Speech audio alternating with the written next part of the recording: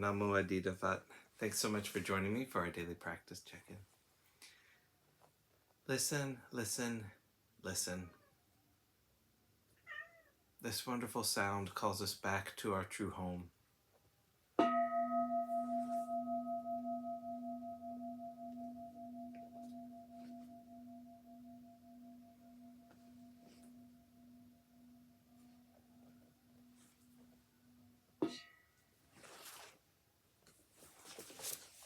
The fifth mindfulness training.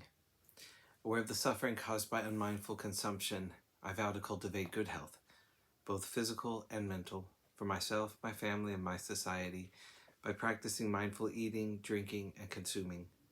I will ingest only items that preserve peace, well-being, and joy, in my body, in my consciousness, and in the collective body and consciousness of my family and society. I'm determined not to use alcohol or any other items that contain toxins, such as certain TV programs, magazines, books, films, and conversations. I'm aware that to damage my body or my consciousness with these poisons is to betray my ancestors, my parents, my society, and future generations. I will work to transform violence, fear, anger, and confusion in myself and in society by practicing a diet for myself and for society. I understand that a proper diet is crucial for self-transformation and the transformation of society.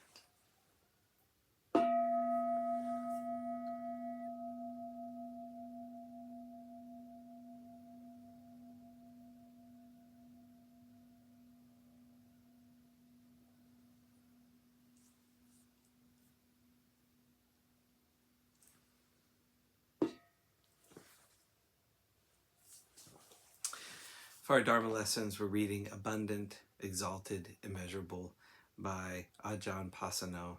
And we're beginning chapter 3 today, Mindfulness Immersed in the Body.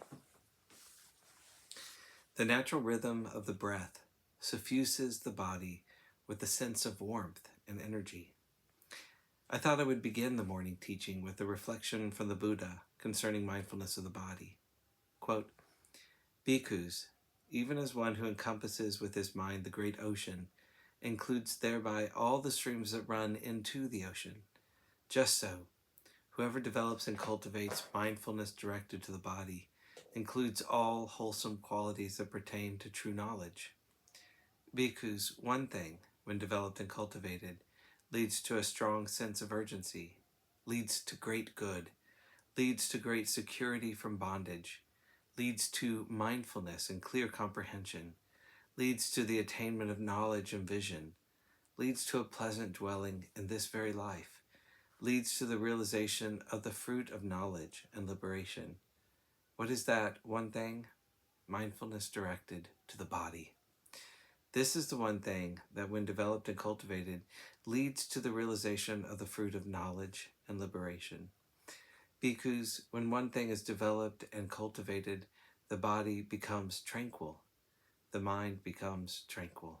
Thought and examination subside, and all wholesome qualities that pertain to true knowledge reach fulfillment by development. What is that one thing? Mindfulness directed to the body. When this one thing is developed and cultivated, the body becomes tranquil, and all wholesome qualities that pertain to true knowledge reach fulfillment by development.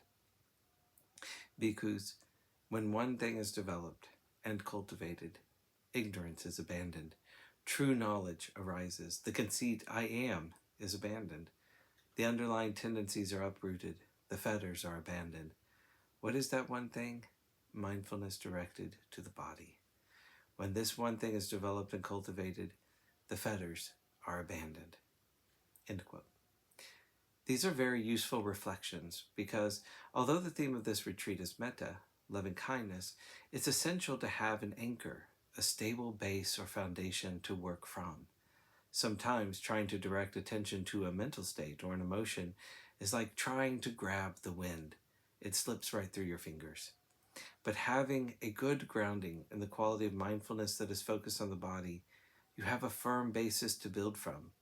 As the Buddha said, all of these wholesome qualities arise out of that mindfulness directed to the body. Once you have a stable base, then you have a foundation for building wholesome mental states.